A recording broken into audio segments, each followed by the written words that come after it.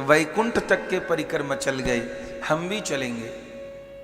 तब पहले अवसर मिला ब्रज लीला के परिकरों को। बोले अगर श्री कृष्ण गौरांग बनेंगे तो बड़े भाई बलराम ये तो कभी नहीं रह सकते, ये तो हर अवतार में सबसे पहले होते हैं। अगर प्रभु नारायण बन के लेटते हैं तो ये शेषशैया बन के रहते हैं।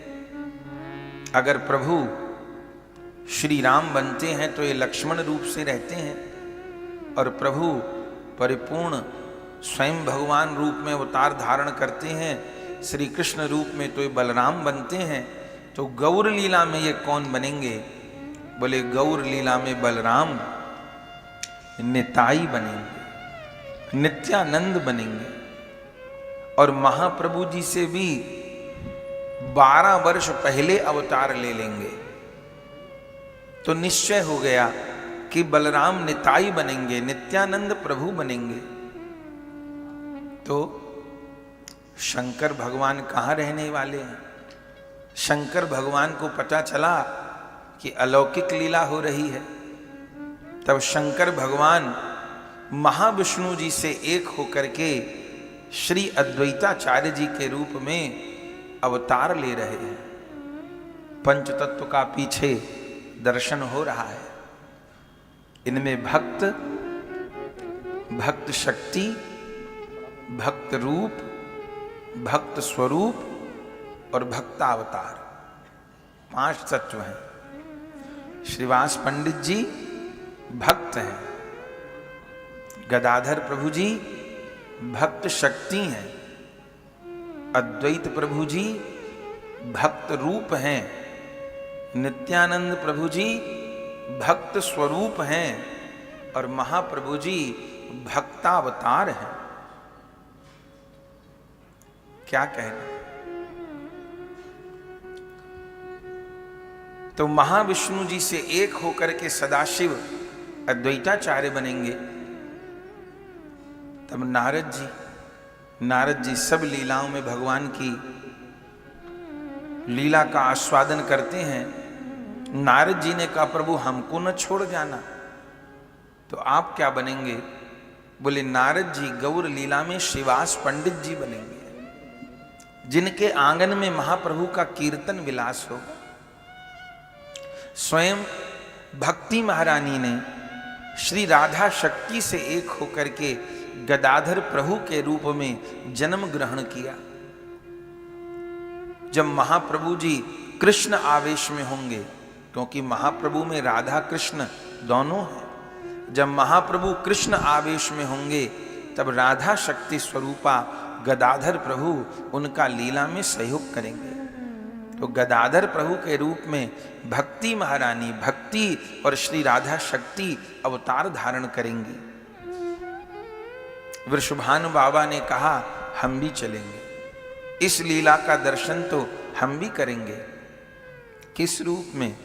बोले पुंडरीक विद्यानिधि के रूप में श्री वृषभानु महाराज अवतार लेंगे। बोले नंद जी कौन बनेंगे? बोले नंद जी इस लीला में भी महाप्रभु के पिता ही बनेंगे। नंद जी महाराज इस अवतार में जगन्नाथ मिश्र बनेंगे, जिनको महाप्रभु के पिता होने का सौभाग्य मिलेगा। यशोदा मैया को भी चलना पड़ेगा, माखन बहुत खिला लिया, अब थोड़ा लाला को साग सब्जी पवानी पड़ेगी। बंगाली वैष्णव जन संत जन तो एक बड़े विनोद की बात कहते हैं।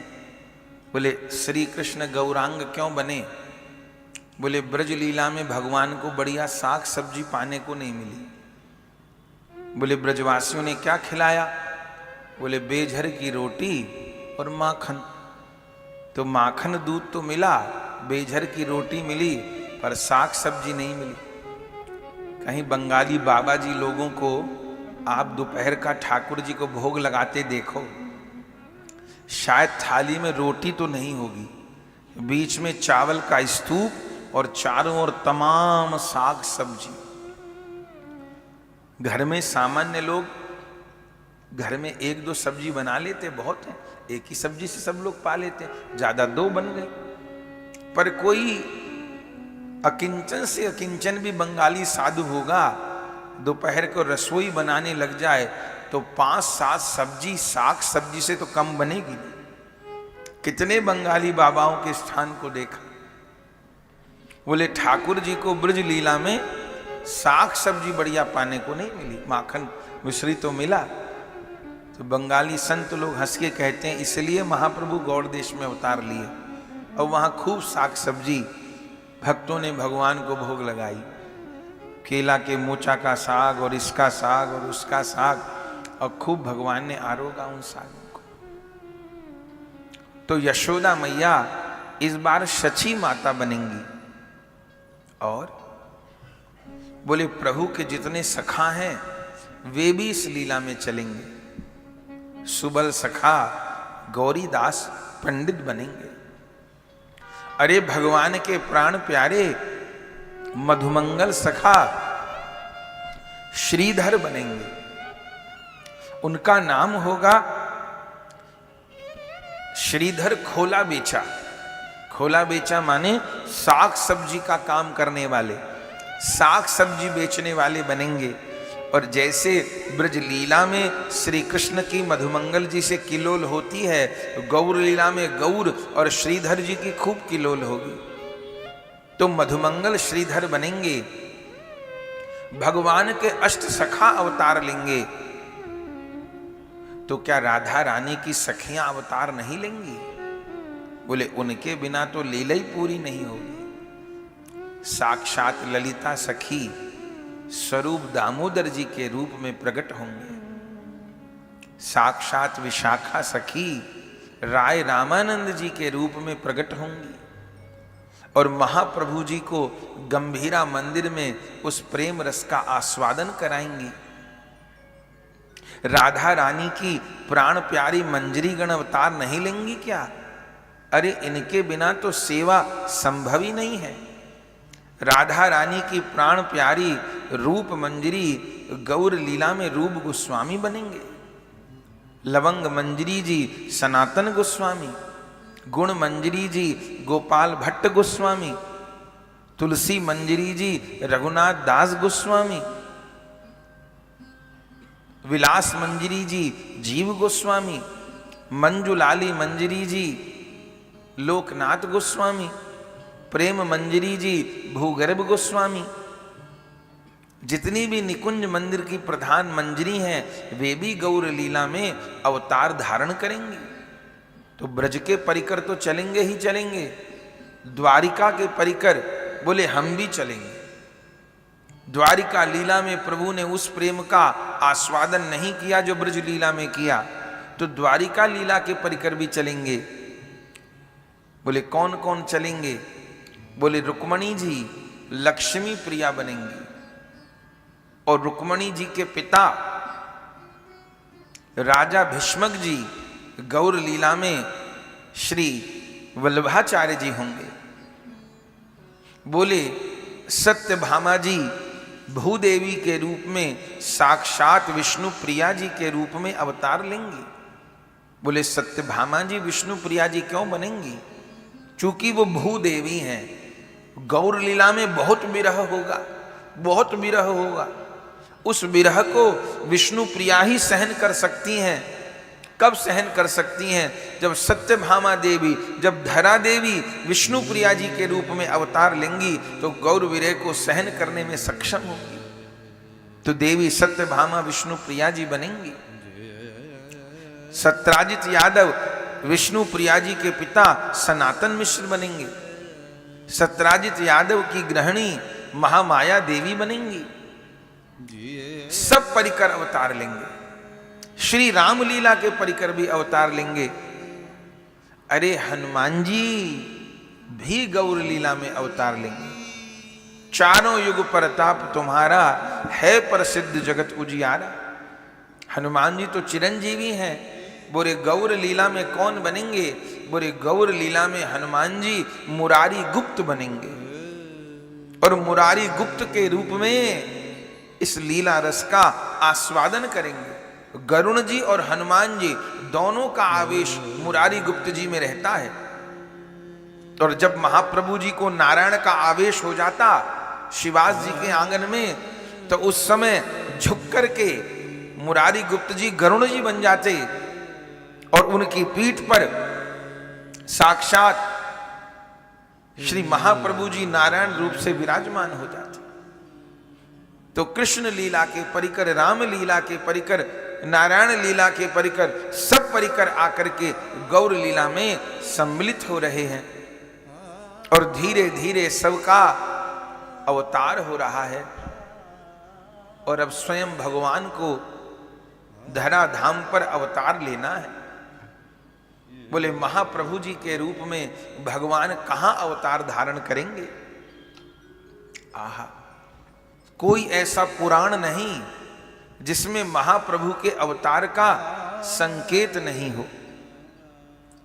अनंत संहिता में शंकर भगवान पार्वती जी से कहते हैं, पार्वती जी कहती हैं प्रभु आपने हमको त्रेता युग की श्री राम कथा सुनाई, द्वापर युग की कृष्ण कथा सुनाई, अब कलयुग में प्रभु का कोई अवतार होने वाला हो तो आप हमको सुनाइए। भोले बाबा ने कहा देवी यैव राधिका कृष्ण स ऐव गौर विग्रहे यच्च वृंदावनम देवी नवद्वीपस्यत शुभम्। हे देवी, जो वृंदावन बिहारी राधा माधव हैं वे कलयुग में गौरांग रूप से अवतार लेते हैं, और जो वृंदावन धाम है वह नवद्वीप धाम के रूप में प्रकट होते हैं। पद्म पुराण में वेद व्यास भगवान क्या लिखते हैं? कलई प्रथम संध्यायाम गौरांग सो महितले भागीरथस्या तटे भूयो भविष्यति सनातना। क्या कहते हैं? वेद व्यास भगवान कहते हैं कलयुग की प्रथम संध्या में, कलई प्रथम संध्यायाम गौरांगसो महितले, कलयुग की प्रथम संध्या में स्वयं भगवान इस भूमि पर गौरांग रूप से अवतार धारण करेंगे। कहां पर? बोले गंगा जी के तट पर। भागीरथस्या तटे भूयो भविष्यति सनातना। भविष्य में गंगा के तट पर गौरांग रूप से महाप्रभु श्री कृष्ण अवतार लेंगे। किसके लिए कह रहे?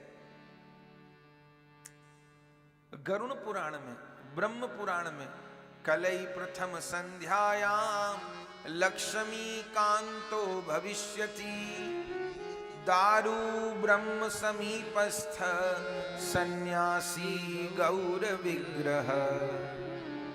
कलयुग की प्रथम संध्या, प्रथम संध्या ये जो समय चल रहा है, कलयुग का प्रथम चरण चल रहा है। इस कलयुग की प्रथम संध्या में स्वयं श्री कृष्ण लक्ष्मी कांतो भविष्यति दारू ब्रह्म समीपस्थ सन्यासी गौर विग्रह। भगवान सन्यासी बन के लीला करेंगे। कहां करेंगे? बोले दारू ब्रह्म के निकट। दारू ब्रह्म माने जगन्नाथ, जगन्नाथपुरी, जगन्नाथ भगवान। जगन्नाथपुरी में जगन्नाथ भगवान के निकट वह श्री कृष्ण सन्यासी रूप से लीला करेंगे। दारू ब्रह्म समीपस्थ सन्यासी गौर विग्रह। शिव महापुराण में दिविजा भुवि जायधम भक्त रूपिण कलौ संकीर्तनारंभे भविष्यामि शची सुत। कलयुग में भगवान देवताओं को कह रहे हैं अरे देवताओं जाओ, तुम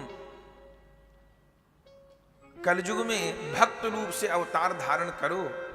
मैं स्वयं कलयुग में शची मां के गर्भ से अवतार धारण करूंगा और कलयुग में नाम संकीर्तन का प्रारंभ करूंगा। जो कलयुग का युग धर्म है नाम संकीर्तन, उस नाम संकीर्तन को मैं स्वयं प्रारंभ करूंगा। श्रीमद् भागवत जी में तो अनेक जगह, 7वें स्कंध में जब प्रहलाद जी महाराज नरसिंह भगवान की स्तुति कर रहे हैं, तो स्तुति करते हुए क्या कहते हैं? छन्न कलौ यद्भव त्रियुगी सत्वम। हे प्रभु, आपका एक नाम त्रियुगी है। नरसिंह भगवान ने कहा त्रियुगी क्यों है, चतुर्युगी क्यों नहीं है? बोले आप सतयुग, त्रेता और द्वापर इनमें तो प्रकट रूप में अवतार लेते हो, इसलिए त्रियुगी हैं, तो कलयुग में अवतार नहीं लेता। बोले कलयुग में अवतार लेते हो, पर कैसा लेते हो? छन्न कलौ यद्भव, कलयुग में प्रछन्न अवतार लेते हो। प्रछन्न माने ढका हुआ अवतार लेते हो, माने होते तो भगवान हो पर आते भक्त बन के हो। रूप अनोखो, स्वरूप अनोखो, देख बड़े बड़े खा गए धोखो। ऐसा रूप आप धारण करते हो कि बड़े बड़े विद्वान भी मोहित हो जाते हैं, आपको भक्त महापुरुष मानने लगते हैं कि गौरांग महाप्रभु कोई संत हैं, कोई भक्त हैं, कोई महापुरुष हैं। अरे ना भैया ना, गौरांग महाप्रभु कोई संत महापुरुष नहीं है, वह साक्षात कृष्ण नहीं, राधा कृष्ण है। राधा कृष्ण मिलित तनु गौरांग महाप्रभु। तो छन्न कलौ यद्भव। और भागवत जी के 10वें स्कंद में जिस समय नामकरण हो रहा है, गर्गाचार्य जी नामकरण करने आए हैं, उस समय श्री कृष्ण का नामकरण करते हुए क्या कह रहे हैं नंद बाबा को? आसन वर्णास्त्रयो हस्य गृह्णतोऽनुयुगं तनु शुक्लो रक्तस्तथा पीत इदानीं कृष्णतां गत। हे नंद बाबा, ये आपको लाला तो युग युग में अवतार ले। शुक्लो, सतयुग में शुक्ल वर्ण से, त्रेता में रक्त वर्ण से, इस बार द्वापर में कृष्ण वर्ण से, और कलयुग में पीत वर्ण से। बोले कलयुग में पीत वर्ण कौन सा है? जिसके लिए विष्णु सहस्त्र नाम में आया है स्वर्ण वर्ण हेमांगो वरांगस चंदनांगदी। भगवान का एक नाम कैसा है? बोले जिनका सोने के जैसा वर्ण है, जो कलयुग में सन्यास धारण करके सबको निष्ठा प्रदान करते हैं, शांति प्रदान करते हैं। कलयुग में कौन सा अवतार स्वर्ण वर्ण का है? कल की अवतार, वो तो सांवले हैं, तो पूर्णावतार नहीं, युगावतार है। तो कलयुग में स्वर्ण वर्ण का अवतार कौन सा है? वो तो एकमात्र गौर हरि का है। तो नामकरण करते हुए गर्गाचार्य जी कहते हैं कलयुग में तुम्हारा लाला पीत वर्ण अवतार धारण करता है, माने तपे हुए सोने के जैसा वर्ण का अवतार धारण करता है। 11 स्कंद, 11वें स्कंद नवयोगेश्वर संवाद में वेद व्यास भगवान ने क्या निरूपित किया? बोले कृष्ण वर्णम त्रिषा कृष्णम सांगोपांगास्त्र पार्षदम यज्ञ संकीर्तन प्रायै यजंती ही सुमेधसा। कृष्ण वर्णम त्रिषा कृष्णम, वे भगवान जो बाहर से तो अकृष्ण है और भीतर से कृष्ण है। कृष्ण वर्णम त्रिषा कृष्णम, वो भगवान जो बाहर से अकृष्ण है माने गोरे हैं और भीतर से कृष्ण हैं, काले हैं, उन भगवान की कलयुग में भक्त लोग संकीर्तन यज्ञ के द्वारा आराधना करेंगे। तो बताइए भागवत जी के श्लोक का कोई अर्थ? वो कौन भगवान हैं जो बाहर से तो अकृष्ण हैं, गोरे हैं, और भीतर से कृष्ण हैं, और कलयुग में नाम संकीर्तन के द्वारा जिनकी पूजा होती है? अरे पूजा तो फूल से, चंदन से, तुलसी से, भोग से, आरती से होती है कि कीर्तन से पूजा होती है? भैया कीर्तन से तो एक ही देवता की पूजा होती है जिनका नाम गौरांग देव है। कीर्तन से और किस भगवान की पूजा हो?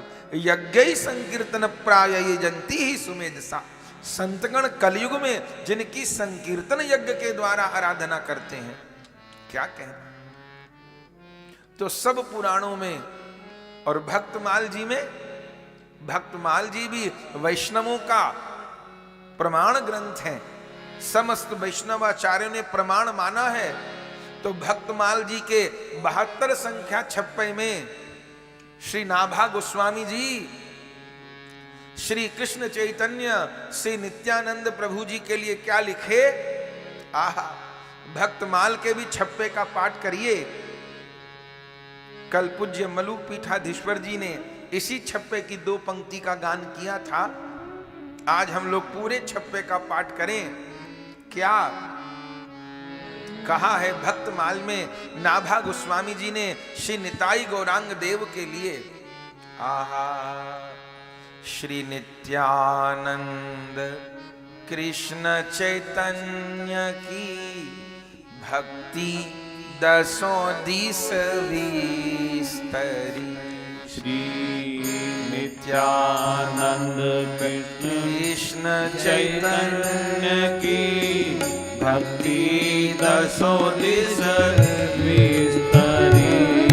श्री नित्यानंद कृष्ण चैतन्य की भक्ति 10 दिस विस्तरी।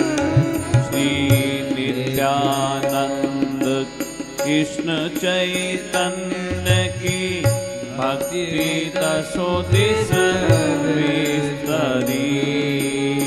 गौड़ देश पाखंड मेट कियो भजन परायण।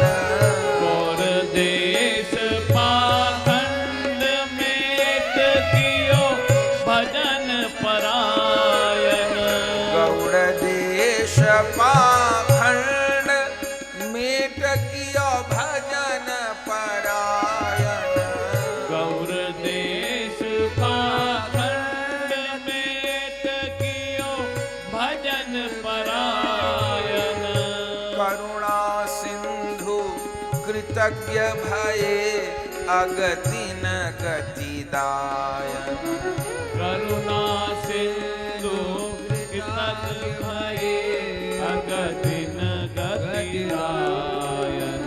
करुणा सिंधु कृतज्ञ भये अगति न गति दायन। करुणा सिंधु कृतज्ञ भये अगति न गति दायन। 10 धारस आक्रांत महत जन चरण उपासे। 10 धारस आख्यान महत जन चरण उपासे। 10 धारस आक्रांत महत जन चरण उपासे। 10 धारस आक्रांत महत जन चरण उपासे। नाम लेत निहि पाप दुरित तेहि नर के नासे। नाम लेत निहि पाप दुरित तिहि नर के नासे। नाम लेत निष्पाप दुरित तेहि नर के नासे। नाम लेत निष्पाप दुरित तिहि नर के नासे। अवतार विदित पूरब मही। अवतार विदित पूरब मही। अवतार विदित पूरब मही। अवतार विदित पूरब मही। उभय महत देहि धरी। उभय महत देहि धरी। उभय महंत देहि धरी। उभय महंत देहि